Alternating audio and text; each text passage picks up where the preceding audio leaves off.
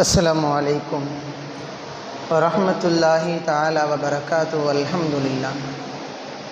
الحمد لله رب العالمين والصلاة والسلام على سيدنا محمد أشرف المرسلين وعلى آله وأصحابه أجمعين أما بعد فقد قال الله تعالى في القرآن العظيم وفي الفرقان المجيد بعد أعوذ بالله من الشيطان الرجيم بفضل بسم الله الرحمن الرحيم يا أيها الذين آمنوا إنما الخمر والميسر والأنصاب والأزلام رجس من عمل الشيطان فاجتنبوا الرجس لعلكم تفلحون صدق الله مولانا العلي العظيم اللهم صل على محمد شمس الأنبياء وبدر المرسلين وكتب الأولياء وإفتخار المتقين تاجر الأمة شفيع المذنبين شفيع يوم القيامة الله يا هادي اللهم صل على سيدنا محمد الله نادر الله حضر الله الله نادر الله حضر الله الله نادر الله حضر الله الله يا رحمن يا رحيم وصل على محمد. இந்த உலகத்தை படைத்து பரிபாலித்து கொண்டிருக்கக்கூடிய ஏகவல்லவனாகிய அல்லாஹ்விற்கு எல்லாம் புகழும் உண்டாகட்டுமாக. ஆமீன். சாந்தியும் சமாதானமும் எம்பெருமானார் ரசூலே கரீம் ஸல்லல்லாஹு அலைஹி வஸல்லம் அன்னவர் மீதும் அன்னாரை அப்படியே பின்பற்றிய சத்திய சஹாபாக்கள், தாபியீன்கள், தபா தாபியீன்கள், நாதாக்கள், ஷுஹதாக்கள், அவுலியாக்கள், குறிப்பாக நம் அனைவர்கள் மீதும் இன்று மட்டும் அல்லாமல் என்றென்றும் நின்று நிலவட்டுமாக. ஆமீன். கணியத்திற்கும் பெரும் மதிப்பிற்குரிய எல்லாமே நல்லடையார்களே, சென்ற வாரம் ஜும்மாவில் குர்பானியுடைய சட்டங்கள் என்கிற தலைப்பின் கீழ் சில விஷயங்களை பகிர்ந்து கொண்டோம். இந்த வாரம் ஜும்மாவுடைய தலைப்புக்குள் நுழைவதற்கு முன்னால் வாரம் வாரம் சொல்லக்கூடிய வார்த்தைகள் தான் ஆங்கே இருக்கக்கூடிய ஜமாத்தார்கள் பள்ளியின் பக்கம் விரைந்து வாருங்கள். கணியத்திற்கும் பெரும் மதிப்பிற்குரிய எல்லாமே நல்லடையார்களே, இந்த வாரம் ஜும்மாவுடைய தலைப்பு கள்ளச்சாராயம் என்கிற ஒரு தலைப்பின் கீழ் பேசுவதற்காக நாம் ஆசைப்படுகின்றோம். கணியத்திற்கும் பெரும் மதிப்பிற்குரிய எல்லாமே நல்லடியார்களே, அல்லாஹும் ரசூலும் ஒன்றை தடுத்துள்ளார்கள் என்று சொன்னால் அதில் மக்களுக்கு பல நலவுகளை ஏற்படக்கூடிய ஒன்றாக இருக்கும். அல்லாஹும் ரசூலும் ஒன்றை தடுத்துள்ளார்கள் என்று சொன்னால் அதன் மூலமாக மக்கள் அதை கடைபிடித்தால் அதன் மூலமாக மக்களுக்கு பல நோவினைகள் ஏற்படும், பல பாதிப்புகள் ஏற்படும் என்பதில் எவ்வித சந்தேகமும் இல்லை.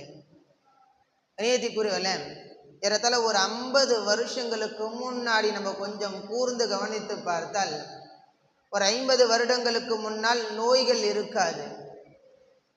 ஒரு 50 வருடங்களுக்கு முன்னால் நோய்கள் குறைவு, விபத்துகள் குறைவு, விபரீதங்கள் குறைவு, கொலைகள் குறைவு, தற்கொலைகளும் குறைவு, கற்பழிப்புகள் குறைவு.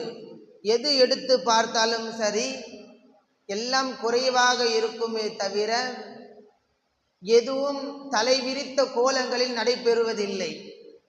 ஆனால் காலங்கள் சுழல விபத்துகள் அதிகமாக ஆகிறது, விபச்சாரங்கள் அதிகமாக ஆகிறது, கொலைகளும் தற்கொலைகளும் அதிகமாக ஆகிறது, தவறுகள் அதிகரித்து கொண்டே செல்கிறது தவிர தவறுகளுக்கு ஒரு முற்றுப்புள்ளி என்பது வரவில்லை. கண்ணியத்திற்குரியவர்கள, அனைத்திற்கும் காரணம் என்னவென்று சொன்னால் நாம் அனைவரும் சொல்லுவோம், ஒரு மனிதன் குடித்து விட்டான் என்று சொன்னால் அவன் பைத்தியத்தை போன்று ஆகிவிடுகிறான். அவனுக்கு தாய்க்கும் என்னவென்று தெரியவில்லை, தாரமும் அவன் என்னவென்று புரியாமல் நகர்ந்து கொண்டு இருக்கிறான். முழுக்க காரணம் ஒரு மனிதனை தவறின் பக்கம் இழுத்து கொண்டு செல்வது போதை தரக்கூடிய அந்த சாராயம் என்று சொல்லப்படுகிறது. கணியத்திற்குரியவர்களே, உடலுக்கு நல்லதை மட்டும் தேடி உண்ணுங்கள், பருகுங்கள் என்று சொல்லக்கூடிய இந்த இஸ்லாமிய மார்க்கம் அதே போன்று ஒரு அரசாங்கத்தின் மூலமாக மக்களுக்கு வழங்கக்கூடிய பொருட்களும் சரியாக இருக்க வேண்டும் என்று இஸ்லாம் மார்க்கம் வலியுறுத்துகிறது. ஆனால் இந்த வகையில் தம்பி காலம் அடுக்க தம்பி இவ்வளவு பார்த்த மாதிரி வச்சு இருக்கிறான். ஆனால் இந்த வகையில் என்னவென்று சொன்னால், ஒருவர் அரசாங்கத்தின் மூலமாக வரக்கூடிய மானியங்கள் சரியாக இருக்கிறதா என்பது இரண்டாவது பக்கம். இன்னொரு பக்கம் அரசாங்கம் ஒன்றை அனுமதிக்கிறது, அதை அனுமதிப்பதின் மூலமாக மக்களுக்கு நோய் வருகிறது என்று சொன்னால் கண்ணியத்திற்குரியவர்கள் அதை தடுத்தே ஆக வேண்டிய ஒன்று.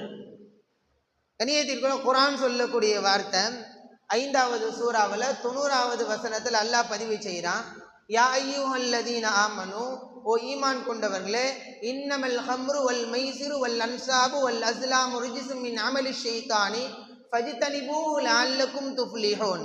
ஈமான் கொண்டவர்களே, மது, சூதாட்டம், கற்களை வணங்கும் வழிபாடுகள், அம்பு எறிந்து குறி சொல்வது, இதுவெல்லாம் ஷைத்தானுடைய அருவருத்தக்க செயலாக இருக்கின்றது.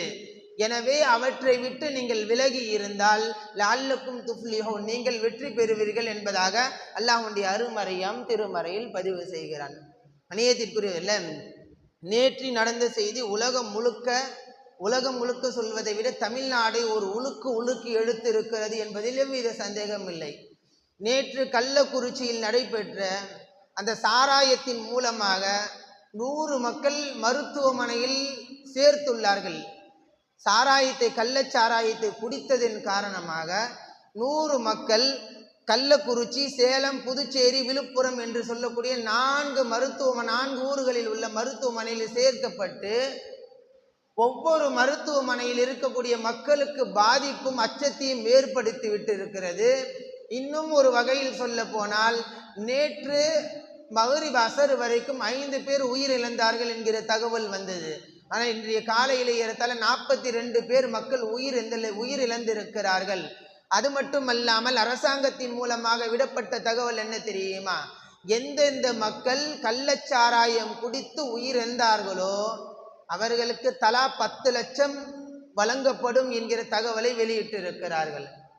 கண்ணியத்திற்குரியவர்களே, கள்ளச்சாராயம் குடித்ததற்கு பின்னால் உயிர் இழந்தவர்களுக்கு 10 லட்சமும், கள்ளச்சாராயம் குடித்து பாதிப்பு ஏற்பட்ட மக்களுக்கு 50,000 வழங்க வேண்டும் என்று அவர்கள் அரசாங்கத்தின் மூலமாக உத்தரவிட்டு இருக்கிறார்கள். கண்ணியத்திற்குரியவர்களே, இந்த பிரச்சனை பெருசாக ஆகி கள்ளக்குறிச்சியுடைய மாவட்ட ஆட்சியாளர் ஒருவர் இது கள்ள சாராயத்தின் மூலமாக வரவில்லை என்கிற தகவல் விட்டதற்காக அரசாங்கம் அவருக்கு கொடுத்த தண்டனை என்ன தெரியுமா?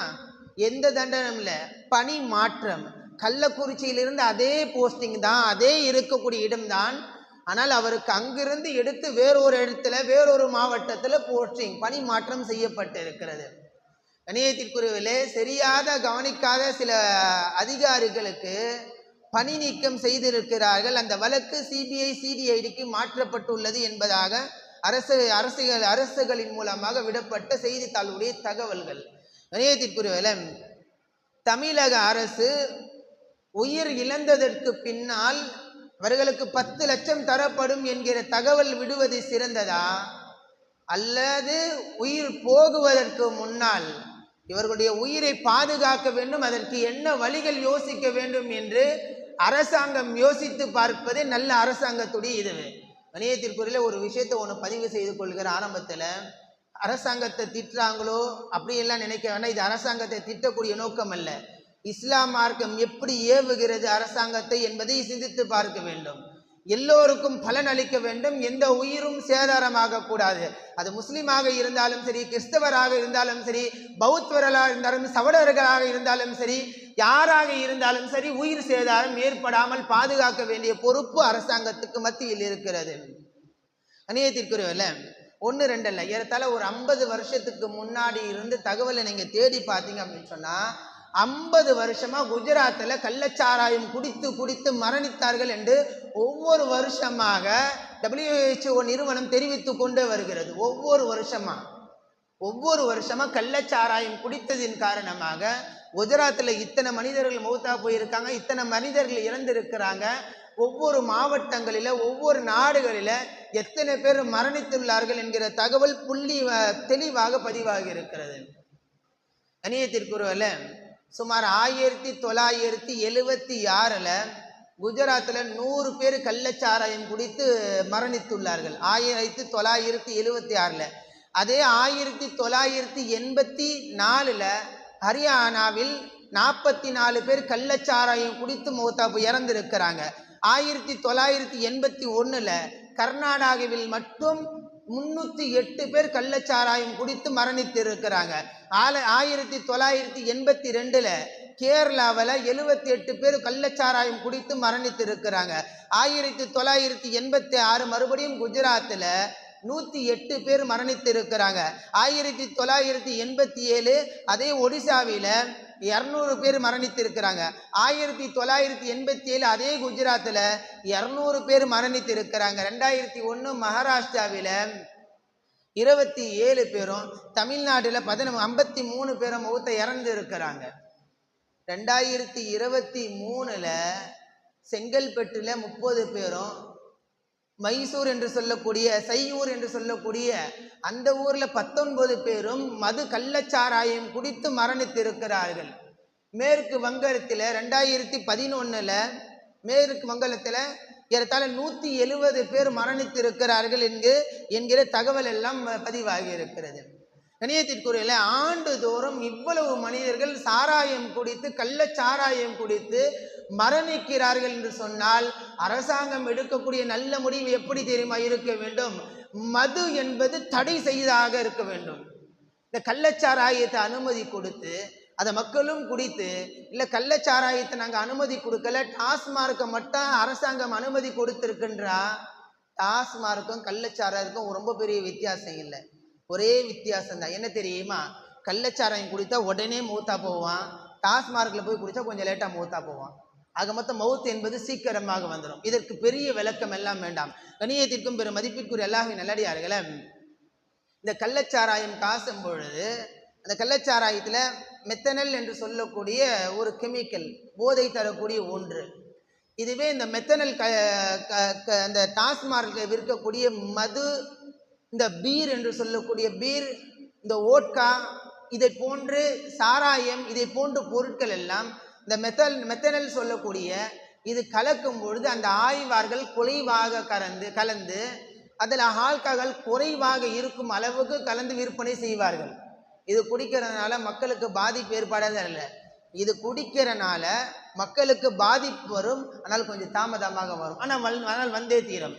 இதுவே கள்ளச்சாராயம் என்பது எந்த மருத்துவர்களும் ஆய்வு செய்யாமல், எந்த நிறுவனங்களும் ஆய்வு செய்யாமல் அந்த கள்ளச்சாராயத்தை சாராத மக்கள் கூட அதை ஒரு நெருப்பு சட்டிக்குள் வைத்து அதை காய்த்து அதை குடிக்கும் பொழுது மிக சீக்கிரமாக அவர்கள் மரணிப்பதற்கு வாய்ப்புகள் அதிகமாக உண்டு என்பதாக மருத்துவர்கள் பதிவு செய்கிறாங்க. இணையத்திற்குரியவல்ல எல்லோருக்கும் தெரியும், 2023 மதுவின் மூலமாக மட்டும் ஏறத்தாழ 800 கோடி அரசாங்கத்துக்கு வருமானம் வந்திருக்குது. 2023 800 கோடி அரசாங்கத்திற்கு வருமானம் வந்திருக்குது. அடுத்த இலக்கை என்ன தெரியுமா? 2024 ஏறத்தாழ 50 கோடிகள் வர வேண்டும் என்று இலக்கை பதிவு செய்திருக்கிறாங்க. அரசாங்கம் நடத்துவதற்காக ஒரு நாடு எடுக்கக்கூடிய முடிவு என்ன தெரியுமா? சாராயத்தின் மூலமாக ஒரு நாடை முற்படுத்தும் என்று நினைப்பது மிக முட்டாளுடைய தனம் என்பதில் எவ்வித சந்தேகமும் இல்லை. நேயத்திற்குரியவர்கள, ஒரு 50,000 கோடி வருமானம் வருதுன்னு சொல்லிட்டு 100 கோடி உள்ள உடல் ஆரோக்கியத்தை இந்த அரசாங்கம் இழந்து கொண்டு இருக்கிறது என்பதில் எவ்வித சந்தேகமும் இல்லை. கணியத்திற்குரிய மது விலக்கு அப்படின்னு சொன்னா என்ன அர்த்தம் தெரியுமா? மது விலக்கு அப்படின்னு சொன்னா மதுவை தடை செய்வதற்கு பேர் மது விலக்கு. மது விலக்கு அப்படின்னு சொன்னா மதுவை தடை செய்வதற்கு பேர் மது விலக்கு. ஆனால் என்ன தெரியுமா? ஒரு அரசாங்கம் அனுமதி கொடுத்து அந்த அரசாங்கத்தின் மூலமாக அரசாங்கம் பெற்றது என் அங்கீகாரம் பெற்ற கடைகள் வைத்தால் அதற்குள் செல்லக்கூடிய சாராயமோ அல்லது பீரோ, உட்காவோ, மட்காவோ என்று சொல்லக்கூடிய இதுவெல்லாம் அவர்கள் ஆய்வு செய்து அந்த கெமிக்கல் கொஞ்சம் குறைவாக கலந்ததின் காரணமாக அது குடித்தால் பாதிப்பு ஏற்படாது என்று சொல்லக்கூடியது எவ்வளவு பெரிய முட்டாளுடைய தனமாக இருக்கிறது. கணியத்திற்குரியவர்களே, இதுவே அரசாங்கம் இல்லாமல், அரசாங்கத்துடைய அனுமதி இல்லாமல் மறைத்து மறைத்து ஒருவன் காய்ச்சினால் அதற்கு பேர் கள்ளச்சாராம ஆகுகிறது. இணையத்திற்குரிய என்ன சட்டம் என்பது புரியவில்லை. கொஞ்சம் நல்லா கூர்ந்து கவனிங்களேன்.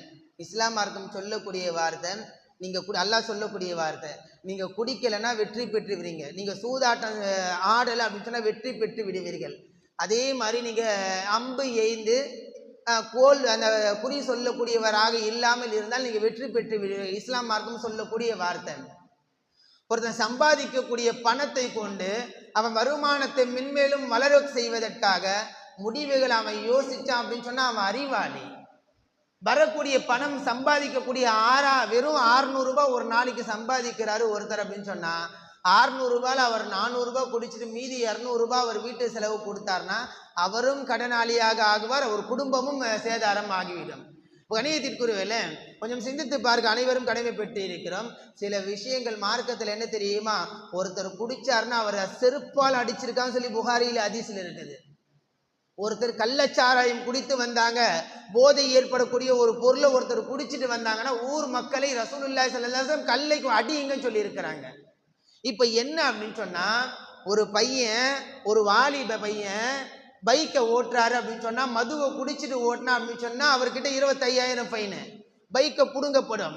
ஒரு பெரியவர் அவர் பைக்கு ஓட்டுனார் அப்படின்னு சொன்னா, குடித்த நிலையில் ஓட்டுனார் அப்படின்னு சொன்னா 10,000 ஃபைனு. இப்போ இந்த ஃபைன் எல்லாம் போடுறதுக்கு முன்னாடி அந்த சாராயம் என்று சொல்லக்கூடிய அந்த மதுவை விற்பனை செய்யாமல் இருந்தால் நாடும் நலமாக இருக்கும், வீடும் நலமாக இருக்கும் என்பதில் எவ்வித சந்தேகமும் இல்லை. கணியத்திற்குரியவர்களே, இன்னும் கொஞ்சம் அழுத்தமாக கொஞ்சம் கவனித்தா 10 லட்சம் ஒரு நபருக்கு தரப்படுகிறது. ஆண்டுதோறும் 19, 20, 40, 42, இன்றைய செய்தி 42 பேர் மரணித்துள்ளார்கள் கள்ளச்சாராயம் குடித்து. இப்போ இந்த 10 லட்சம் ஒரு மனிதர்களுக்கு கொடுப்பது, அவர்கள் உயிரோடு இருக்கும் போது சிரமத்தில் இருக்கக்கூடிய மக்களுக்கு 10 லட்சம் ஒரு வீட்டுக்கு கொடுத்திருந்தாங்க அப்படின்னு சொன்னா எத்தனையோ குடிசை வீடுகள் எல்லாம் கல்லு வீடுகளாக மாறி இருக்கும். வேலை இல்லாமல் தொழிலுக்காக அங்கே வங்கிகளை தேடி அலைந்திருக்கக்கூடிய மக்கள் எல்லாம் தொழிற்சாலையோ திறந்து வைத்திருப்பார்கள்.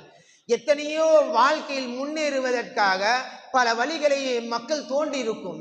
ஆனால் அதுவெல்லாம் விட்டு சாராயம் காசி அவர் சாராயம் குடித்ததின் காரணமாக மரணித்தவர்களுக்கு 10 லட்சம் கொடுக்கும் பொழுது இது எப்படி தெரியுமா இருக்குது? ஒன்று, குறைகளை மறைப்பதற்காக 10 லட்சம் என்பதாகவும் இருக்கிறது. இன்னொன்று எப்படி தெரியுமா இருக்குது? ஊக்குவிக்குவதா, நீங்கள் குடிச்சு மறுபடியும் மூத்தா போயிட்டீங்கன்னா வேற ஆள் மூத்தா போனாலும் உங்களுக்கு 10 லட்சம் ரூபாய் வழங்கப்படும் என்பதை தெரிவிப்பதை போன்று காட்டப்படுகிறது. அநியாயத்திற்குரியவர்கள, இந்த ஒரு சைடில் அரசாங்கம் இருந்தாலும் இன்னொரு சைடில் இன்னொரு ட்ராக், நம்முடைய ட்ராக், மக்கள் சரியாக இருக்க வேண்டும்.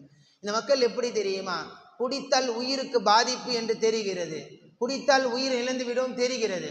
ஒரு மனுஷன் குடித்தான் அப்படின்னு சொன்னால் அவன் உயிர் மட்டும் போகிறதில்லை, அவன் பிள்ளைங்கள்லாம் பிச்சை எடுக்குது, தெரியும் இல்லையா? ஒரே ஒருத்தன் குடிச்சிட்டு அவர் பெரிய வீட்டுடைய தலைவர் ஒருத்தர் குடித்து மவுத்தா போயிட்டார் அப்படின்னு சொன்னால் அவர் நிம்மதியாக போய் சேர்ந்துருவார்.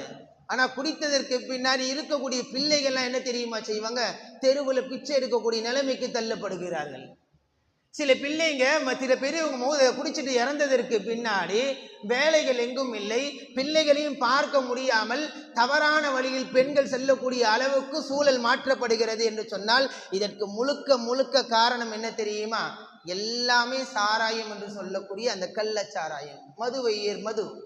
அப்ப கண்ணியத்திற்குரியவர்களே, மார்க்கத்தில் மதுவை குடிப்பது மிகப்பெரிய ஹராம். ஒருத்தன் மதுவை குடிச்சானா 40 நாள் தொழுகக்கூடாது. மதுவை ஒருத்தன் குடிச்சா அப்படின்னு சொன்னா 40 நாள் தொழுகக்கூடாது. அவர் நரகத்துக்கு தான் போகுவார். அவர் என்னதான் அல்லாஹ் கிட்ட கையை தூக்கி அல்லாஹ் என் பாவத்தை மன்னிச்சிரு அப்படின்னு சொல்லி மண்டிட்டு அமர்ந்தாலும் சரி அல்லாஹ் தௌபா பாவத்தை மன்னிக்க மாட்டான். அப்ப மது என்பது இவ்வளவு மோசமான ஒரு செயலை இந்த உலக மக்கள் எல்லோரும் பின்பற்றி வருவது மிக வருத்தமாக இருக்கிறது. கணியத்திற்கும் பெரும் மதிப்பிற்குரிய அல்லாஹ்வின் நல்லடியார்களே, ரசூலுல்லாஹி ஸல்லல்லாஹு அலைஹி வஸல்லம் சாபம் விட்டதே இல்லை. ரசூலுல்லாஹ் எங்கேயும் சாபம் விட்டதில்லை. ஆனால் 10 பேருக்கு சாபம் விட்டு இருக்காங்க. ரசூலுல்லாவை அடிக்க வந்திருக்காங்க, அடிச்சிருக்கிறாங்க, உயிருக்காக பெரிய பாறைகளை தள்ளி விட்டு இருக்கிறாங்க. ரசூலுல்லா சஜிதாவில் இருக்கும் பொழுது அவங்க மேலே ஒட்டகத்துடைய குடலை கொண்டு வந்து போட்டுருவாங்க. இவ்வளவு சிரமம் கொடுத்ததற்கு பின்னாடி ரசூலுல்லா யாருக்கும் சாபம் விட்டதாக ஒரு வரலாறு, ஒரு ஹதீஸ்கள் காணப்படாது. ஆனால் புகாரியில் இப்படியே ஒரு ஹதீஸ் பதிவாக இருக்கிறது. ரசூலுல்லாஹி ஸல்லல்லாஹு அலைஹி வஸல்லம் 10 நபர்களுக்கு சாபம் விட்டு இருக்கிறாங்க. 10 பேருக்கு சாபம் விட்டுருக்காங்க. யார் தெரியுமா? 1, மது தயாரிப்பவன் மீது அல்லாஹ்வுடைய லானத் சாபம் உண்டாகட்டும். 2, மது தயாரிக்க யார் உதவி செய்கிறானோ அவன் மீது அல்லாஹ்வுடைய நாசம் சாபம் உண்டாகட்டும். 3வது அதை குடிப்பவன். 4வது அதை ஊற்றி கொடுப்பவன். இந்த ஃப்ரெண்ட்ஸுங்களுக்கெல்லாம் ஒன்றா உட்காரும் போது என்ன தெரியுமா பண்ணுவாங்க? நீ குடி மாப்பிள்ள ஆளுக்கு கொஞ்சம் கொஞ்சம் ஊற்றி பண்ணுவாங்க இல்லையா? மது குடி ஊற்றி கொடுப்பவன். 5வதாக அதை சுமந்து செல்வன். யார் வாங்கிட்டு வரானோ அல்லாஹ்வுடைய லானத் சாபம் அவன் மேலே உண்டாகட்டும். அதற்கு யார் யாரெல்லாம் துணை போகிறாங்களோ, ஷேர் மார்க்கெட்டிங்லாம் நான் பாதி போகிறேன் நீ பாதி போடுற அப்படின்னு சொல்லி துணைகள் யார் யாரெல்லாம் போகிறாங்களோ அவங்க மேலே அல்லாஹ்வுடைய சாபம் உண்டாகட்டும். அதனை யார் விற்பனை செய்கிறாங்களோ அவங்க மேலே அல்லாஹ்வுடைய சாபம் உண்டாகட்டும். அதை யார் அன்பளிப்பாக வழங்குகிறானோ அவன் மீது அல்லாஹ்வுடைய சாபம். அன்பளிப்புனா எப்படி? இன்றைய சூழலில் நடைபெறக்கூடிய கல்யாணம் வந்தால் ட்ரீட் என்று சொல்லக்கூடிய மது விற்பனை, மது ட்ரீட் அவங்களுக்கு. அதே மாதிரி குழந்தை பிறந்துச்சுன்னா மது ட்ரீட்டு. ஒருத்தனுக்கு பிறந்த நாள் வந்துச்சுன்னா மது ட்ரீட்டு. அவனுக்கு என்ன பண்ணாலும் இவங்க என்ன தெரியுமா? மதுவை தான் ட்ரீட்டாக வைக்கப்படுது. ஒரு காலம் இருந்தது, குழந்தை பிறந்த உடனே உணவு சமைச்சு கொடுத்தாங்க. இன்னைக்கு அந்த வயசானவங்க மட்டும்தான் அந்த அமலை பின்பற்றி கொண்டு போகிறாங்க. ஆனால் இந்த இளைய சமுதாயம் குழந்தை பிறந்தாலும் திருமணம் நடந்தாலும் தந்தையோ தாயோ மரணித்தாலும் சரி, எல்லாவற்றுக்கும் மதுதான் ஊற்றி பாற்றியாக தரக்கூடிய ஒரு அவலச்சூழல் நடைபெற்று கொண்டிருக்கிறது. 10வதாக அதை விற்பனை செய்யக்கூடியவன், அதை விற்கக்கூடிய முதலாளி உட்பட எல்லாரின் மீதும் அல்லாஹ்வுடைய சாபம் உண்டாகட்டும் என்று ரசூலுல்லாஹி ஸல்லல்லாஹு அலைஹி வஸல்லம் சபித்துள்ளார்கள் என்பதாக புகாரியில் இந்த ஹதீஸ் பதிவாகி இருக்கிறது. இப்போ கண்ணியத்திற்குரியவர்களே, நான் யாரையும் ஏசுவதற்காக யாரையும் குறை சொல்வதற்காக நான் சொல்லவில்லை. ஊரில் ஒரு சட்டத்தை ஒன்று போட்டு பாருங்களேன், ஊரே திருந்திடும். என்ன தெரியுமா? ஊருக்குள்ளே ஏதாவது ஒரு பையன் குடித்தான் அப்படின்னு சொன்னால் அவனுக்கு 1 லட்சம் 2 லட்சம் ஃபைன் அபராதம் தூக்கி போட்டு பாருங்களேன், ஒரு பையன் குடிக்க மாட்டான். ஊரில் ஒருத்தர் கல்யாணம் ஆனவர் குடித்தார் அப்படின்னு சொன்னால் அவருக்கு 2 லட்சம் அபராதம் தூக்கி போட்டு பாருங்களேன், அவர் குடிக்கவே மாட்டான். ஊர் நல்லா இருக்க வேண்டும் என்று சொன்னால் இது மாதிரி சட்டங்கள் வர வேண்டும். அரசாங்கம் என்ன தெரியுமா செய்யணும்? இதே மாதிரி இவங்க 10 லட்சம் எடுத்து கொடுக்கறதுக்கு முன்னாடி இப்படி சொல்லியிருக்கணும். சரி, ஏதோ ஒன்று நடந்து போச்சு, கொடுத்துட்டாங்க. கொடுத்தவனே இந்த அறிக்கையை சேர்த்து விட்டுருக்கணும்.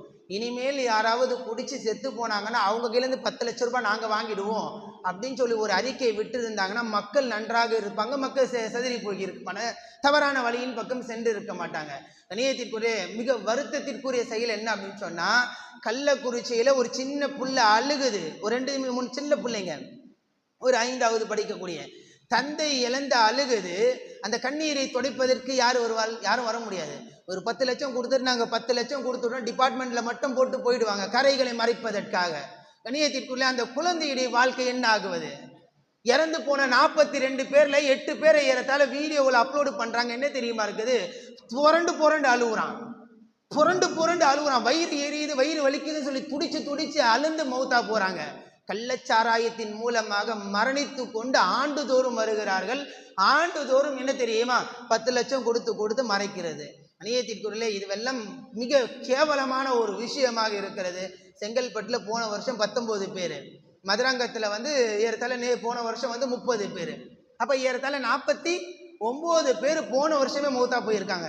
இந்த வருஷம் 100 பேர் ஹாஸ்பிட்டலில் மருத்துவமனையில் அட்மிட் செய்யப்பட்டு 42 பேர் மரணித்து இருக்கிறாங்க. காலையில் அதிர்ச்சியான தகவல் வரும்பொழுது சமுதாயம் எங்கே சென்று கொண்டு இருக்கிறது? இணையத்திற்குறையில் கடைசியாக ஒரு வார்த்தை சொல்லியிருக்கிறேன். நீங்கள் குடிக்கிறீங்க அப்படின்னு சொன்னால் நீங்கள் மட்டும் பாதிப்பு ஏற்படலை, உங்களுடைய தலைமுறைக்கும் பாதிப்பு ஏற்படுது, உங்களுடைய சந்ததிகள் ஏற்படுது.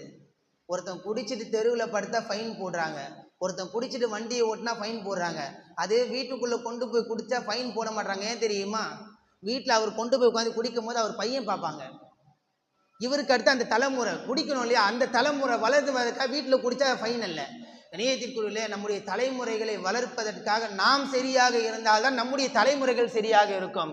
மிக வருத்தத்தோடு பதிவு செய்கிறேன்னு ஒரு வார்த்தையே, நீங்கள் குடிக்கிறீங்க அப்படின்னு சொன்னால் நீங்கள் இல்லை, வெளியில் யாராக இருந்தாலும் சரி, எந்த மக்களாக இருந்தாலும் சரி, அதை எடுத்து பார்க்கும்போது நீங்கள் நினைக்கணும், இது என் புள்ளையுடைய ரத்தம் என்று நினைத்து பாருங்கள். அது குடிக்க மாட்டீங்க.